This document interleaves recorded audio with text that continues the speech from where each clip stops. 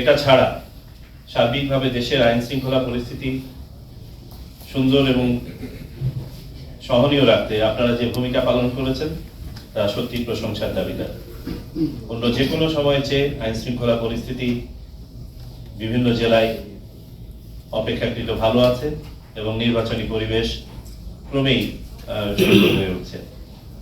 আরেকটি বিষয় যেটা হয়ে থাকে, রাজনৈতিক দলগুলো এটার জন্য সাধুবাদ পাওয়ার যোগ্য যে আমরা সাধারণত দেখে থাকি যে আচরণবিধি ভাঙার প্রতিযোগিতা, এবারে আমরা তার উল্টোটা দেখতে পাচ্ছি। কিছু কিছু জায়গায় যে ব্যত্যয় হচ্ছে না তা নয়, তবে সার্বিকভাবে যদি আমরা বলতে চাই রাজনৈতিক দলগুলোর মাঝেও আচরণবিধি মেনে চলার যে প্রত্যয় সেটা আমরা লক্ষ্য করছি এবং এজন্য আমি আবারও রাজনৈতিক দল এবং প্রার্থীদেরকে সাধুবাদ জানাই।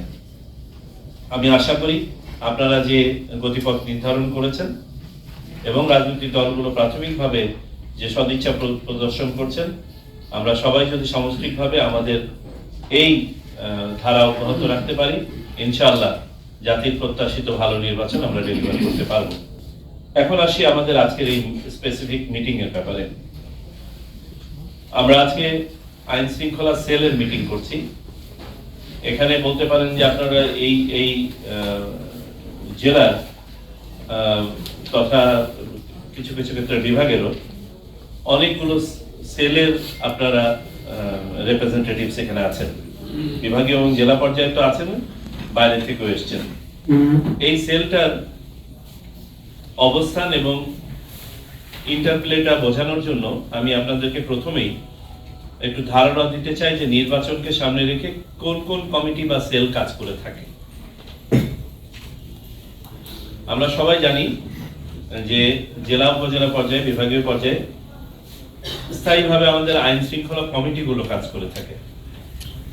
সেই কমিটি কিন্তু এখনো কাজ করছে এবং করবে, এবং এই কমিটির অন্যতম প্রধান এখন আগামী 1 মাস তথা নির্বাচন শেষ না হওয়া পর্যন্ত অন্যতম প্রধান প্রিঅকুপেশনই হবে হচ্ছে জাতীয় নির্বাচন এবং গণভোট। সেদিকে ওরিয়েন্টেশনটা তাদের ফোকাস থাকবে। সেটা একটা স্থায়ী কমিটি, এটা থাকবে এবং এটার কার্যকারিতা চলমান থাকবে।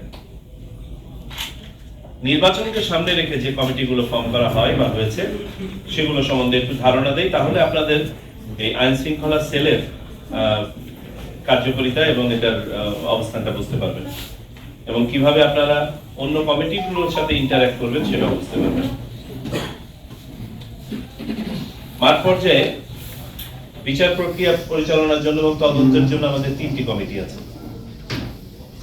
1 নম্বর কমিটিটাকে বলা হয় ইলেকটোরাল ইনকোয়ারি কমিটি, যেটাকে বর্তমানে আইন সংশোধন করে electoral inquiry and adjudication committee হিসেবে নামকরণ করা হয়েছে। আগে শুধুমাত্র এরা তদন্তের কাজ করত, এখন তদন্ত এবং বিচার দুটোই করতে পারবে মাঠ পর্যায়ে। এটি একটি বিচারিক কমিটি।